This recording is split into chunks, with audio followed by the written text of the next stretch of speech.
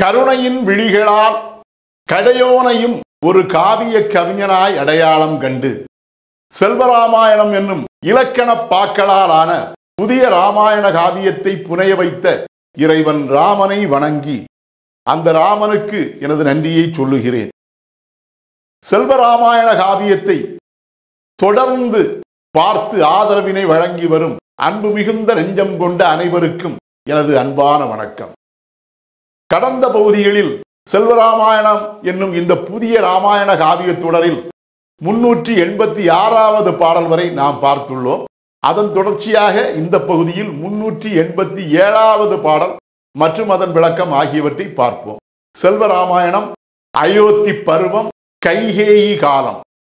தான் கண்டது தீய கனவோ பேயோ ஆக்கம் கொள்ளும் வினையோ வஞ்சகத்தை தேக்கி வைத்த பெண்ணோ தீமைகளின் தாயோ உயிரை பறிக்க வந்தவளோ நேசரை கொல்லும் நோயோ என்றெல்லாம் பலவாறு தயரதன் கைகேயியை குறித்து எண்ணுதல். பாடல் எண் 387.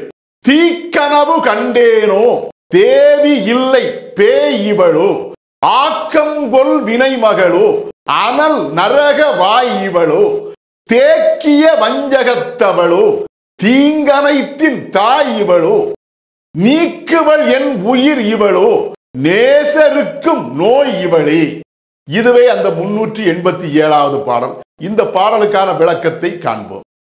தீக்கனவு கண்டேனோ தேவி இல்லை பேய் இவளோ என்ற முதலாவது வரிக்கான விளக்கம், கைகேயியை குறித்து தான் கொண்டிருந்த உயர்வான எண்ணங்கள் யாவற்றையும் ஒவ்வொன்றாய் இழந்து போன நிலையினை அடைந்து வந்த தயரத மன்னன் அதன் தொடர்ச்சியாக இன்னும் பலவாறு எண்ணினான். தனது எதிரே தன் மனைவி வந்து பேசியது போல் இவ்வளவு நேரமும் தான் கண்டவை யாவுமே தீய கனவுதானோ என்றும், ஒருவேளை தான் கண்டது உண்மை என்றால் தன் மனைவியாகிய கைகேயியை போன்ற தோற்றத்திலே தன் முன்னே வந்து பேசியது உண்மையில் ஏதோ ஒரு பேய்தானோ என்றும் எண்ணினான். ஆக்கங்கொள் வினை மகளோ அனல் நரக வாய் இவளோ.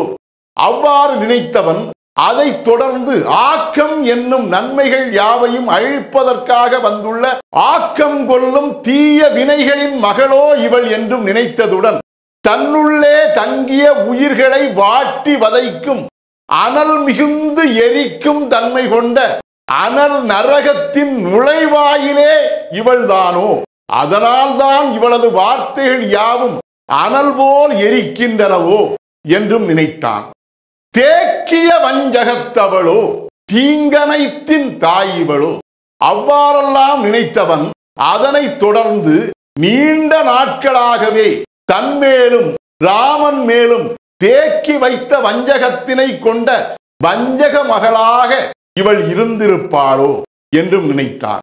அத்துடன் உலகத்தில் உள்ள அனைத்து தீங்குகளுக்கும் இவளே தாயாக இருந்து அனைத்து தீங்கினையும் உற்பத்தி செய்பவளோ என்றும் நினைத்ததுடன் நீக்குவள் என் உயிர் இவளோ நேசருக்கும் நோய் இவளே.